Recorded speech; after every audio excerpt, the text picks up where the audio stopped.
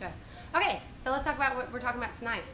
Tonight we're talking about what is your story. So this kind of gets interesting for some people because a lot of people feel like they don't even have a story to tell. Does anybody in here feel that way? Like they don't have a story? They haven't.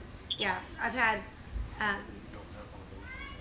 We don't have a button that turns everything off. We did this. We did this in the worship for the worship team, and it was interesting for me to hear people say, well, I don't even feel like I have a story because I never went through anything really hard in my life, or there wasn't this huge moment where my whole life turned around and I fell at the feet of Jesus, like no road of Damascus moment for somebody, you know, where they encountered Jesus. They just have been a Christian their entire life. And so for me, that's like, what I told them is, that's like the best story you could possibly, that's the story I want my kids to have, is that they never had any huge, impactful, but they always loved Jesus. And I want you to teach me how I can teach my kids to always love Jesus, you know. So even if you don't feel like you have a story, this is going to help you dig deep and try to find your story. So when you encounter people, our job is to evangelize to them.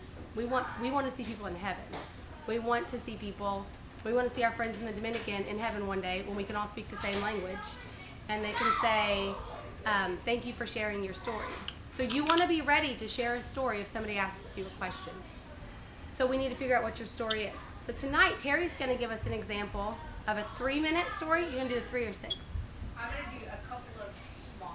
Okay. A couple of 3 minutes. Terry's going to speak. Yeah. And she's real good at that. So she's going to do a couple of examples. You want to have a really quick story, you can have a longer one in case you get to sit down with somebody and spend some time with them.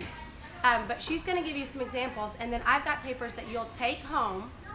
That way that you're not rushed and you're not having to just fill in a blank. You can actually think about these things and pray about these things and start developing your story. And then you'll get with your prayer partner that you had last time at some point in time between now and the next meeting and share it with them and visit with them, since that's somebody you're starting to get comfortable with. Okay? So tonight, Terry's going to share with us what a story sounds like. Thanks, Dixie. Thanks for inviting me to do this. I always love the opportunity to get to share my stories. The very first thing that I learned about sharing my story is that it needs to be relatable to the audience that I'm talking to. Okay? So we started doing this, the very first mission trip that Renew ever went on. This guy named Mike Grover came and just said, you know, your story has to be about you.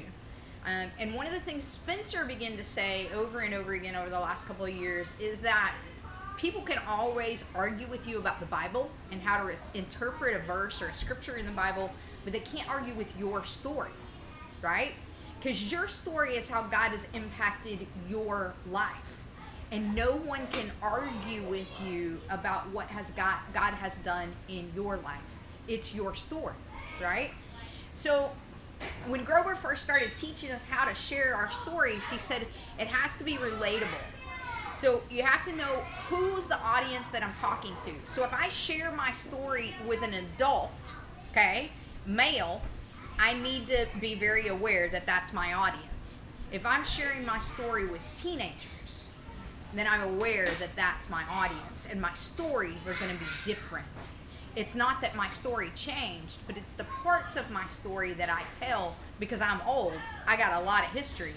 It's the parts of my story that I tell that are different based on that audience, right? Also, if the people that are in front of me are broken and hurting women, my story is going to be different because I can relate to them. I've been a broken, hurting woman. Does that make sense, right? So that's one of the things that you want to keep in mind when you're telling your story. Your first story that you start off with may just need to be a generic story about you and not all the intricacies of stuff.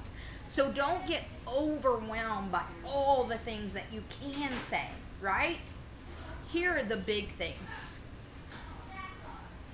What was I born into? Who was I before Christ?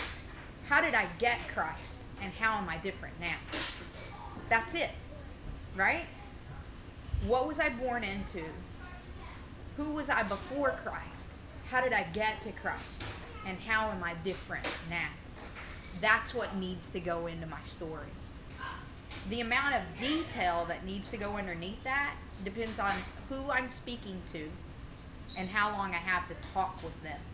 Okay? So you guys have been seeing 1 minute stories on the screen lately in worship, right? Everybody's seen at least one 1 minute story. So it's kind of that idea, right? A 1 minute story, when you have to go between a translator, is really going to be a 3 minute story. Does that make sense? So don't even be overwhelmed by 3 minutes. Think, if I've got 1 minute, that's really going to be 3 minutes if I'm talking between a translator. 60 seconds, you can tell, this is what I was born into. This is who I was before God. This is how I got to Him. This is who I am now. Right? All right. So, an example. If I'm speaking to let's just say broken women, I'm going to say, I'm a woman who was born out of broken wedding vows. My parents struggled, and I was the end of their marriage. But I had a God-fearing Southern grandmother who taught me how to love Jesus and helped me hide His word in my heart. I made a choice as a college student to walk away from what I knew to be the truth of God. And I did things that broke the heart of God. I had a divorce in my past. I've done things that I'm not proud of. But I learned that God forgives. And I learned how to get to Him by reading His word. I learned how to get to Him through prayer. I learned how to get to Him through putting friends around me that knew who He was and could help me grow deeper into Him. Then He gave me an incredible husband who loved Him more than he loved me. And because of that good relationship, I learned how to love deep and grow wide roots, not only for God, but for other people. And that's why I'm here getting to talk to you now. Because God helps me love past me to want to love you. That's my story. Does that make sense? All right? I want you to turn to somebody next to you and just debrief your brain for a second. What struck you in that? Anything out of what I've said about the 4 things that you can kind of remember? Just anything that needs to come out of your brain right now. Does this make you panic? Get that out right now, okay? Whatever you need to debrief about, I want you to take about 60 seconds and talk to somebody around you. Go.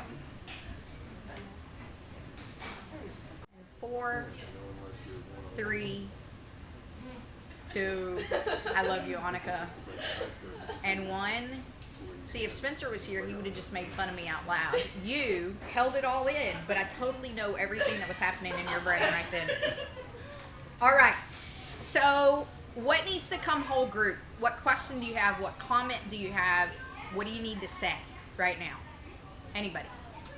Brad said he was so scared to do it before, like when he first started a mission trip, but he realized that he was basically doing it an injustice by not telling his story because God gave him the story. Mm-hmm. So that's pretty cool.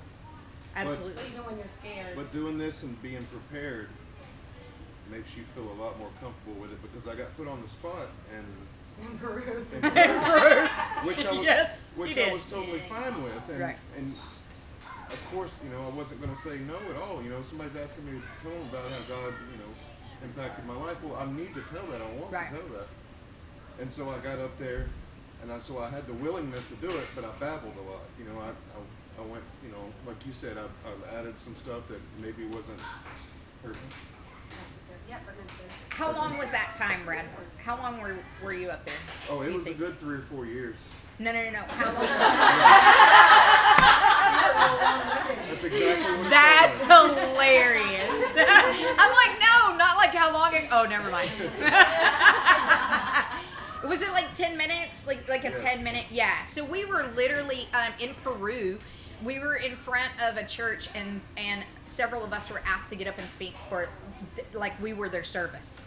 Okay, so it wasn't like a 6-minute story. It was like, here's your 15 chunk and here's your 20, and you get to fill up the 35. So, yeah, it was I was the ringer. I had the 35. It's all good. Y'all are like, what? No, I'm stunned. No. So yeah, it's hard when you've got an extended period of time and you don't have your base underneath you. Those 4 things. Here's what I need to know. Like what's my audience that I'm talking to, and with that in mind, what am I born into? Who was I before God? How did I get to God, and who am I now? How has He changed me? Right? There's all kinds of stuff with people that have pasts like Brad and I have pasts with all of these multiple moving layers of sometimes just outright craziness and really hard life circumstances. There's a lot you can tell. And so in even me learning how to tell my story and Brad learning how to tell your story, God still refines your story for you, right? When you keep in mind, who am I talking to and what do they need to know, right? So I'm going to ask you, I'm going to do one more example for you, but I'm going to let you pick, give me an audience. What audience would you want to hear the story that I would tell to? Children and teens. Okay, so here we go.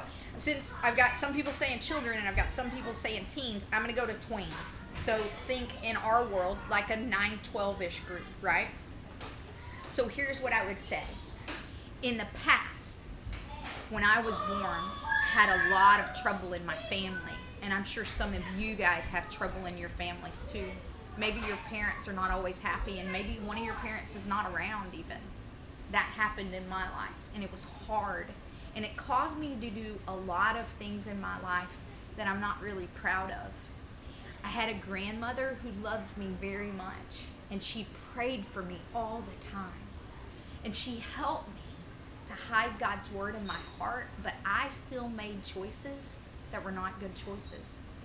I made choices to hang out with people that I shouldn't have hung out with. Some of you guys are hanging out with people that you may not need to be hanging out with, who don't lead you to good things, but lead you to bad things.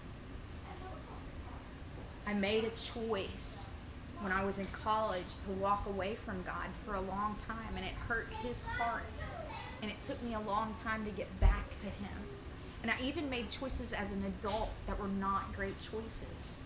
But one day, God grabbed hold of my heart, and I knew that I had a choice to either go all in with Him, to love Him with my whole heart, or to keep trying to kind of love Him and hang out in the world doing worldly things. I made a choice to love God all in.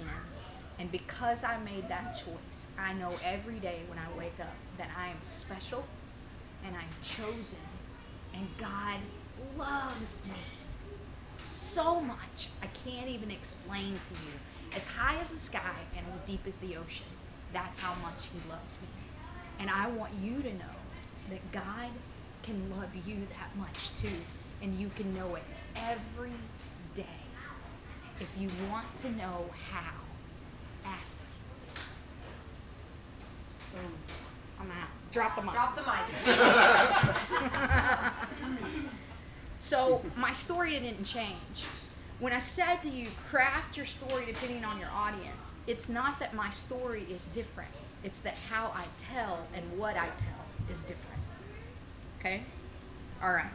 Anything else I can answer for you before I get out of your way? You guys are going to be amazing. When you begin to write down your story, just keep those things in mind. What was I born into? Who was I before God? How did I get to Him? And how am I different now? I'd like to add that I feel like most of the anxiety of telling your story comes from the fact that part of the reward of telling your story in front of people is chains being broken that you're speaking out loud that can't hold you back anymore. And so I think a lot of anxiety comes from that because Satan doesn't want you to get that out. He doesn't, he kind of wants you to keep that. Because there's things that I've told in my story that was the first time it had been said, to the public. Yeah. It is a hard truth that your being in this room, being willing to go to another country and serve as hands and feet of Christ, puts you with a target on your forehead for the enemy. And the last thing that he wants you to do is be able to tell your story to somebody. He doesn't want your story to impact another person for the kingdom of God. And so with everything you have in you, you pray, God, help me to share my story. Help me to share my story. Because he who is in you is greater than he who is in this world. You're going to be amazing, and I can't wait to meet you there. Give Terry a hand. Well, I would just like to add that Terry is a public speaker for a living. So she's really good at this.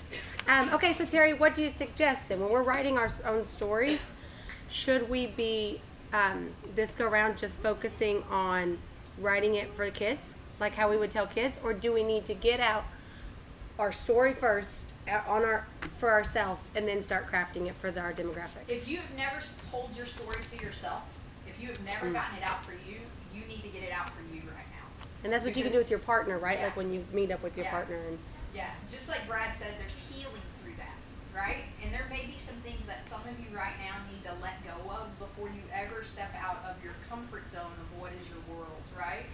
So get with you and God and tell your story, right?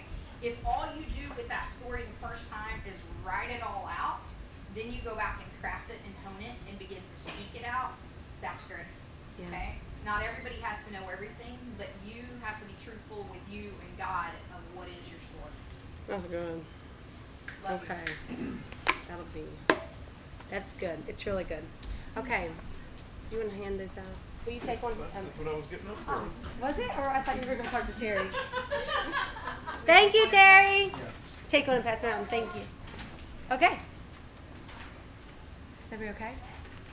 You may not, here's the truth about it is you may not have the opportunity to even share your story when you're down there. It may never come up on this trip, but what it will do for you to be able to be honest with yourself and to spend that time with God, figuring out, God, what is it that I need to be prepared to say? If you went on a trip a couple months ago, on the one in May, was that just last month? Like a couple months ago, no, like 3 weeks ago, then your story may be, God may have something different for you to use this time around. So The first time I went on a trip and shared my story was with Elvis. If that gives you any insight to why we're preparing, it's because I was able to tell him yeah. in a way. Does everybody know Elvis? Does everybody know who we're talking I about just when we say assumed Elvis? everybody No, knows. no. I think there's actually quite a few people who don't know Elvis well. You'll, you'll get to know him on this trip. He's there every time the bus stops.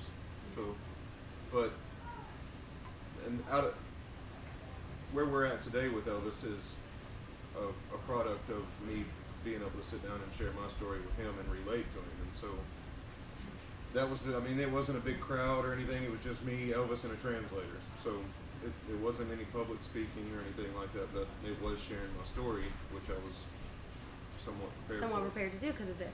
So just the backstory on Elvis, and I will probably cry because we love this child. He was, at the time, he was 13, never been to school before. He doesn't have a birth certificate, and he has a reputation around the barrio for just kind of being a thug and being a thug with a good heart. A thug with a really good heart. But they weren't seeing that part. They were. Which is exactly what I was. Right. So he came in the first day that we ever were there for VBS. The very first year we went. Stop it, Brandy. I'm sorry. He was there the very first day, and he was drawn to Brad immediately, and he just kind of was. But he got kicked out the very first day we were there because he was being aggressive towards other kids, and he was causing trouble. So he got thrown out, and it was immediately Brad started a conversation with the people at the church. What happened? They said he's just a kid that causes trouble. So he causes trouble, we get him out. It was actually his reputation that got him kicked out. I just wanted to clear that up. He was downstairs with Jody, and some kids got to fight, and he wanted to protect Jody, and he. Yeah. Because he was in the middle of a fight. Because he was in the middle of it, he automatically got. He got thrown out because of his reputation. His heart was to do good. Do good. So they invited him back in the next day. So then Brad was able to sit him down the next day and say, if you want to be here, here's what we need. I mean, it was one of those immediate things, God just, Brad, Elvis, you should speak, be together. It was really good. And so Brad was able to sit down, and because of things like this, he had enough preparedness to be able to say, I get it. I get where you came from. I get what you're going through.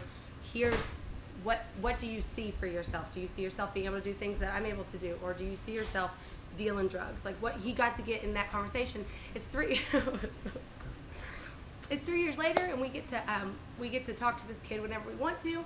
He's in the DMM program, and he's learning to speak English. He's playing the drums now. He goes to school every single day. We know his mother. It's like a whole different, like he works and helps at the church now. Totally different, and you guys will get to meet him and spend time with him, but you just never know when you're going to have the opportunity. And so that's why we do this. So it's exciting. I know, and everybody who meets him loves him. He's such a good kid. Speak English? He's learning to speak English, Yeah, yes. he never said like a lick to me at Yeah. all. He can sing a song in English. This is So, his first year in. it's his first year in school, so- period, ever. He's 15 now. But even if he First does year. know it, I bet he's not that. So that's why this is important. So nobody be freaked out. It's really good it's good to do anyway. So is everybody good? Feel good about it? Okay. I'm really excited to go with all of you. I think it's going to be a really great team. I think so. So we'll get travel plans ironed out so everybody knows who, what, where, when, why, how, where we're leaving from, what all that looks 1 like. o'clock in the morning. And then we'll also be working on room assignments for the next meeting. It's exciting. And your job assignments, if you want to work with crafts or songs or games. If you have a preference, we would love to hear your preference, because if you have a heart for something, then we want to know what that is. And then we'll do our best to accommodate that. We just pray over it. Well, what are those that they could be thinking about? You got games? So there's games, crafts, and songs, and then we'll need some people to be We'll need in some during roamers. story time. We need some roamers just to keep everybody in. And you and I will roam. We get to help. We'll be able to help everybody, but we need a couple people, like just 2 people, to be in during story time, not teaching, but helping keep kids, just to keep the kids in their place where they need to be. To be a bouncer, we need bouncers. To be an encourager. It's not a bouncer.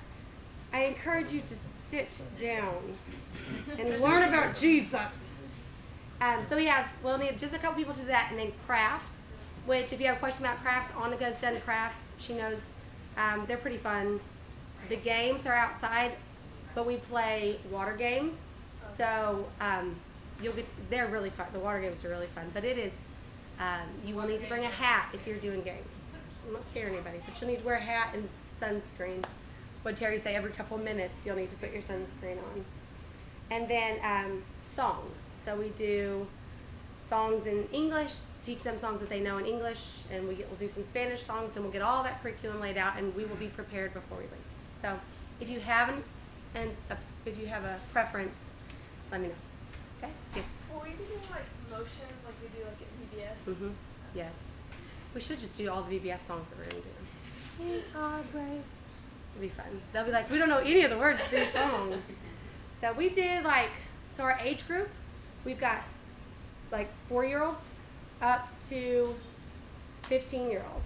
And they get split up, just so you know, they're split up into age groups. So we've got a pre-K class, and then we've got what are the age groups?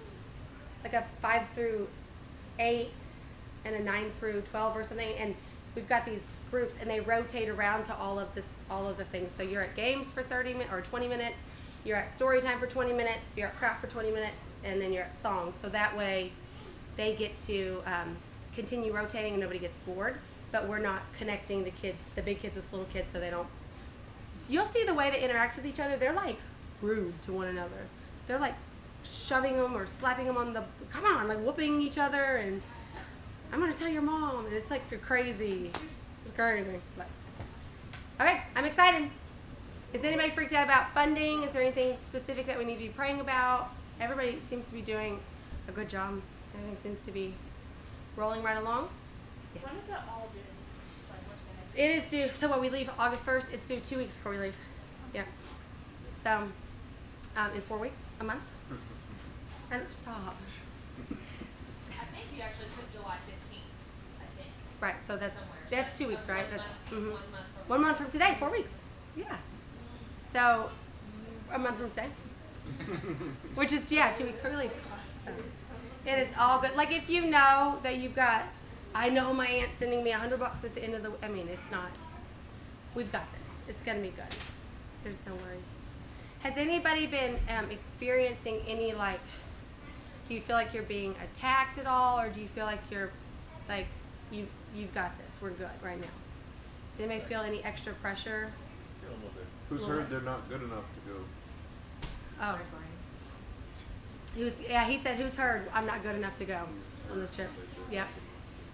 I'll say something. I feel like we are being attacked financially. The last times that we've been on these trips, we've always had something already on hand that we could sell or do to make up the difference. Mm-hmm. We sold a van one time we sold, there was always something Yeah. in the background that we knew we could count on if things didn't roll in, and we did end up having to use those. Not only do we not have this time, but our own, like, just our regular stuff is rough right now. So if everybody would pray for our finances and funding, then that I know that would help. Mm-hmm. We are definitely having a harder time this go around. I don't know if our people are just tapped out because we're asking the same people for money every time around, but Okay. I know God will do it because he Last minute. Think he about likes that. stuff. He really likes that stuff. What are you teaching me, Jesus? Seriously, 2 days before end of deadline, 2 days. That's when she had, He yeah. gave us our $600 for a deposit. Yeah. 48 hours. Yep. But up to that point, I was losing my mind a little bit. Remember that, though. Remember that That's today. right. That's true. But we'll be very prayerful about it, for sure. All of you guys are up on, this isn't creepy, I hope. All of you guys are up on our dining room wall. All of your names are up, and you are surrounded by scripture, and you're being prayed over constantly. So I hope if there's a specific thing that you will let us know so that we can add it to that and be praying for you guys. Okay? Yeah. So Dawn, if you want to shoot a text later, if you have something specific, shoot it to Brad, and we will start praying about it. And we'll add Charlotte and Ryan's to it. Yeah, I was gonna talk to you about something. Yeah. Okay? I love all of you. I'm super excited about this, and yes, sir. You want to say something on the story thing? Mhm. I shared a little bit through text to Mm-hmm. Dixie and Brad and a few other people, and I was in a position where I was able to use that same story again to somebody else who donated money. Oh, wow. I sent a letter. I had just letters I sent out to everybody that I could, hand delivered, all that. And one of them was one of the reps. He said he'd been praying, going through difficult times, and wondering what he could do and all that. And then he got my letter, and he said that was it. That was the answer. Cut a $250 check out. Wow. And then he emailed me and said, I have a sister, blah blah blah, and about Christ and all that. And I said, well, perfect. So I said, here's what I felt at a time that I needed to, and what God did for me. And I shot him the copy of what I sent. Yes. Yeah. You. That was really cool. And he read it. He's going to share it with his sister. So I love this because this was probably a week ago that you did that, and I said to you, I cannot wait until you get to start sharing this story with people. And you said, I'm not sure if I'm ready yet or not.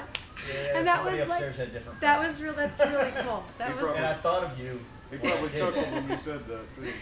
Oh, you're not ready. I'll send you this person. That's awesome. I'm so glad. Every moment up until we get back is a moment that you need to pay attention to.